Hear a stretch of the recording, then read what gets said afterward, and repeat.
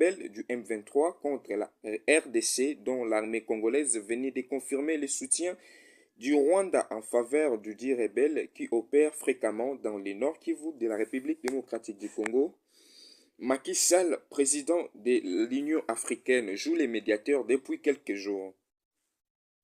Le dimanche 29 mai dernier, le président de la République sénégalaise, Macky Sall, à sa qualité de président en exercice de l'Union africaine, s'était dit préoccupé par la montée de la tension entre le Rwanda et la RDC et il a appelé les deux pays au calme et au dialogue pour la résolution pacifique de la crise avec le soutien des mécanismes régionaux et de l'Union africaine, a-t-il tweeté.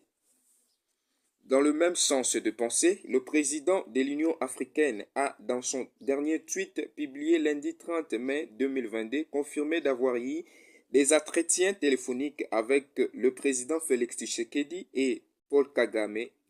Il les a ensuite remerciés.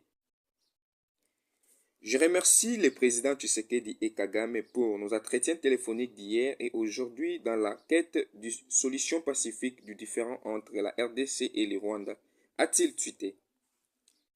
Ce dernier a ensuite encouragé le président angolais Lourenço, à sa qualité de président de la CIGL, à poursuivre ses efforts aussi comme médiateur. J'encourage le président Lourenço, président de la CIGL, à poursuivre ses efforts de médiation dans ce sens, a-t-il ajouté. Tout a démarré après que le FARDC confirme le soutien du Rwanda en faveur du rebelle M23, qui ne cesse après des décennies d'attaquer la province du Nord Kivu de la République démocratique du Congo. Plusieurs indices rwandais découverts offrant notamment un pont liant les Rwanda à la RDC, érigé illégalement dans l'accord sans accord des autorités congolaises à Ruzizi selon nos enquêtes depuis 2011.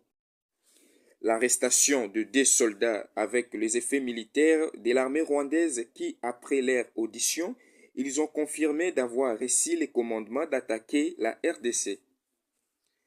Au regard de tout ça, après une réunion du Conseil supérieur de la défense, présidé par le commandant suprême de la République démocratique du Congo, Félix Tshisekedi, en présence des présidents des 2 chambres du Parlement et rendu par le porte-parole du gouvernement Patrick Muyaya, le gouvernement congolais avait décidé comme suit. 1. D'annoncer que désormais le M23 est considéré comme un mouvement terroriste et est exclu des discussions de Nairobi. 2. La mise en garde à l'égard du Rwanda. 3. La suspension immédiate des vols rwandais à destination de la RDC. 4. La convocation de l'ambassadeur rwandais à Kinshasa, Vincent Karega. Alors, juste après l'annonce des décisions du gouvernement congolais, à son tour, c'est la compagnie d'aviation Rwanda Air qui annonce samedi 28 mai dernier l'annulation de tous ses vols à destination de Kinshasa, Lubumbashi et Goma, tous les villes de la République démocratique du Congo.